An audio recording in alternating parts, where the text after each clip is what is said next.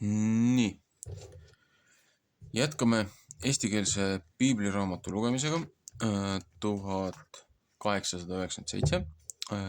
Õpetuse nädala 10 prohvetite osa.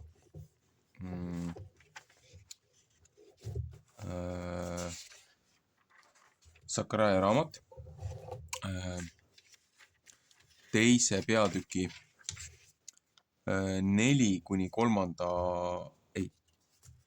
teise peatüki 10 kuni 4. peatüki 7. See on siis Sakaraia raamat.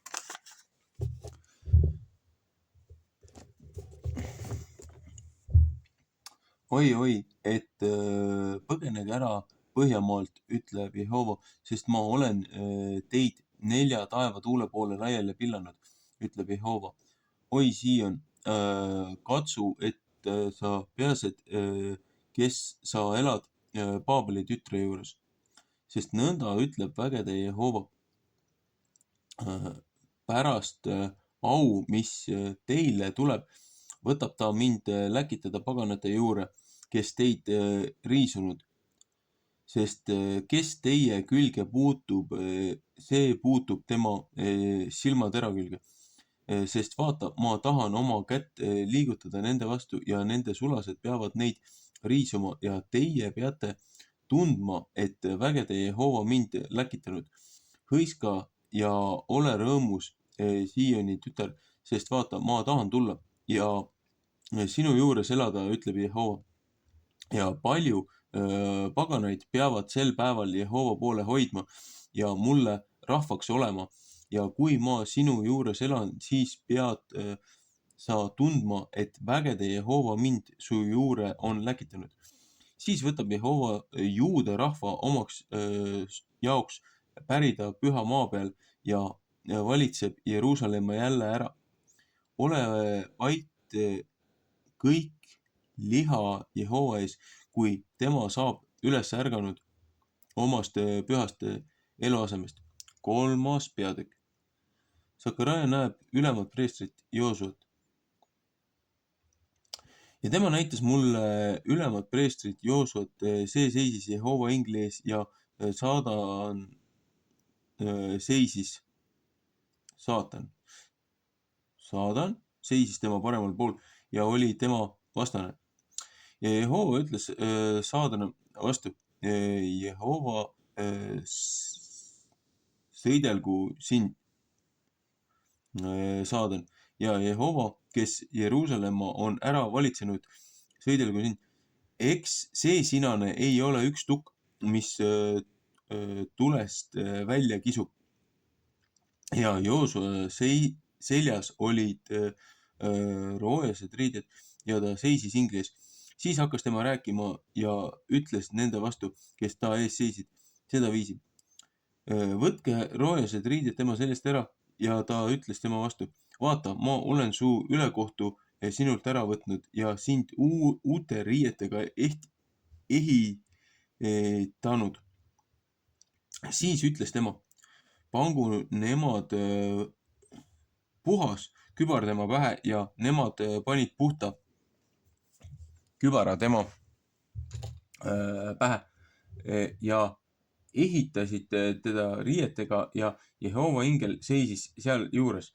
Ja Jehova ingel kinnitas Joosule ja ütles, nõnda ütleb vägede Jehova, kui sa võtad minu teede peal käia ja kui sa hoiad, mis ma käskinud pidada, siis pead sina ka õigust mõistma minu kojale ja ka minu pühi õuesid hoidma. Ja ma tahan sulle saatjaid anda nende seltsist, kes siin seisavad. Et kuule, ülempreester Joosua, sina ja su sõbrad, kes su ees istuvad, sest nemad on imelikud mehed, sest vaata, ma tahan oma sulase seesama ette tuua. Jeeremaia 52:13. Sest vaata, kivi, mis ma Joosua ette olen pannud, selle ühe kivi peal on 7 silma. Vaata, ma tahan seda ilusasti tikkida, ütleb vägede Jehova, ja selle maa üle kohtu ühel päeval ära saata. Psalm 40. Sel päeval ütleb vägede Jehova, peate teie üksteist kutsuma viinapuu alla ja viigipuu alla. Miika 4.4. 4. peatükk. Sakaraia näeb kuldküünlajalga ja 2 õlipuud. Pärast tuli ingel, kes minu vastu rääkis jälle ja äratas mind üles, otse kui mehe, keda unest üles äratatakse. Ja ta ütles mu vastu, mis sa näed? Ja ma ütlesin, ma näen ja vaata, üks selge kuldküünlajalg ja õlikauss selle otsas ja 7 õlilampi, mis ta peal, ja 7 putket igal lambil, mis küünlajala otsas, ja 2 õlipuud tema kõrval. Teine kausi paremal ja teine tema pahemal pool. Ja ma kostsin ja ütlesin ingli vastu, kes minu vastu rääkis, ja mina ütlesin, mis need on, mu issand. Ja ingel, kes minu vastu rääkis, vastas ja ütles mu vastu, eks sa tea, missugused need on. Ja ma ütlesin, ei tea mina, ei tea mitte, issand. Ja ta vastas ja rääkis mu vastu ja ütles, see on Jehova sõna Serubabaalile öelnud, see ei pea sündima, et mitte väe läbi ega rammu läbi, vaid minu vaimu läbi, ütleb vägede Jehova. Mis oled sina, suur mägi Serubabeli ees, lagedaks maaks pead sa saama, sest ta peab ütlema kivi ette, tooma mürina häälega, arm olgu temale.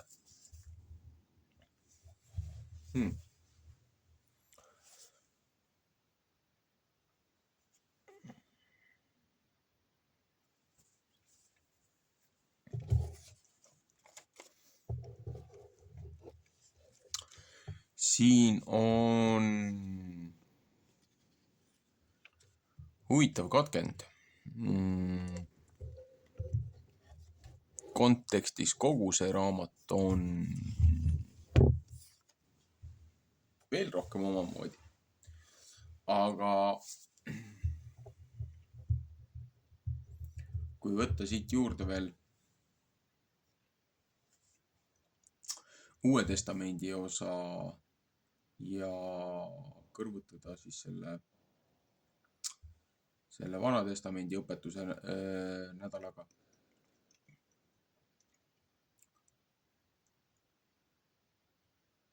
siis siin on päris palju mõelda. Seepärast, et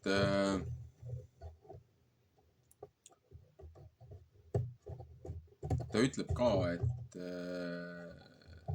ta võtab alles siis oma rahva tagasi, kui paljud teised, kes ei ole loojarahvad, võtab juuda tagasi. Paljud teised nii-öelda paganad, kes ei ole välja valitud rahvas, hakkavad looja poole hoidma, teda austama, kui siis see pagendusse eksiili aetud juudarahvas elab nende keskes.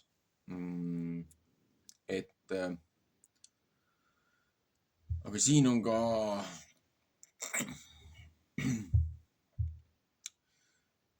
üks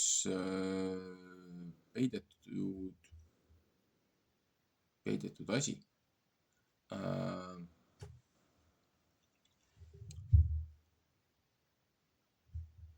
Põhjus, miks üldse nad karistuse all on, põhjus, miks üldse neil tollel hetkel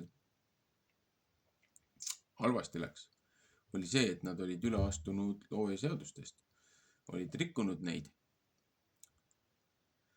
Ja sellele langes karistusaeg.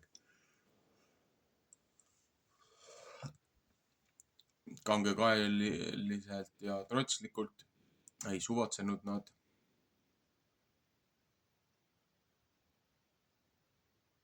algselt oma eksimusest aru saada, mis pikendas seda.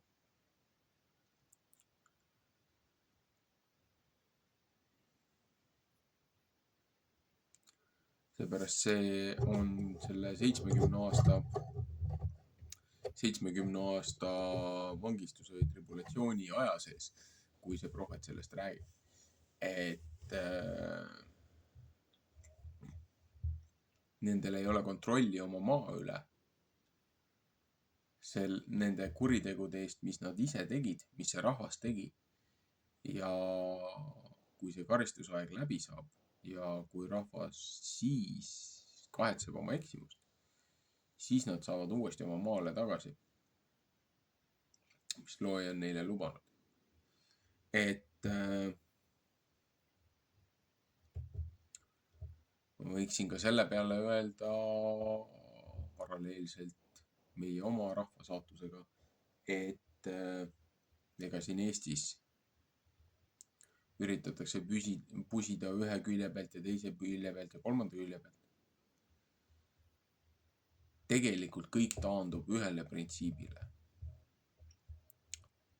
Looja õpetuse vastu on eksitud. Looja seaduste vastu on eksitud. Nii ligimeeste kui looja vastu on astutud, kuritarvitatud nende usaldust ja neid endid. Ja selle eest on karistus. Nüüd, kui rahvas saab aru, mis nad on teinud, tõsiselt kahetsevad seda ja see ettemääratud karistusaeg saab läbi, siis nende maal valitseb uuesti rahu. Aga see rahu saab tulla ainult õilsate, ausate siis juhtidega ja rahva endaga. Et rahva liidrid on ju peegeldus rahva enda olemusest. Et kui meil on äärmiselt korrumpeerunud ja äärmiselt kahepalgeline ja äärmiselt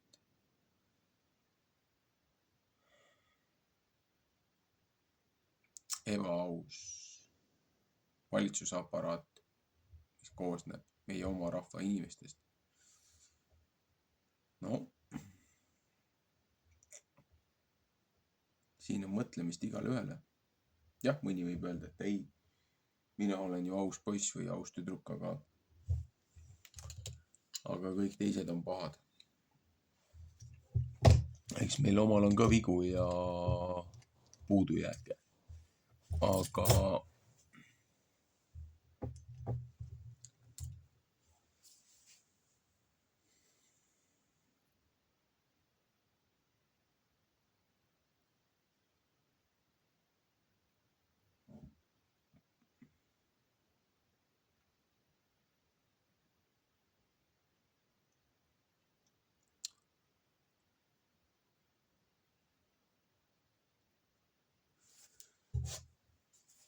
mõtlemiseks. Kindlasti siis soovitan, kes on juba vaadanud, lugenud Vana Testamenti, kindlasti Uut Testamenti selle nädala õpetusega seoses. Ja panna enda jaoks perspektiivi, mis on tähtsad, mis asjad on sinu jaoks tähtsad ja mis on see, mis on järgmine asi, mis igaüks peab ette võtma, mis on nende kohustus, mis on nende töö, kus maal on nende järg, kus on nende volitused, kus on nende õigused, kus nad saavad midagi ära teha, et asja paremuse poole viia.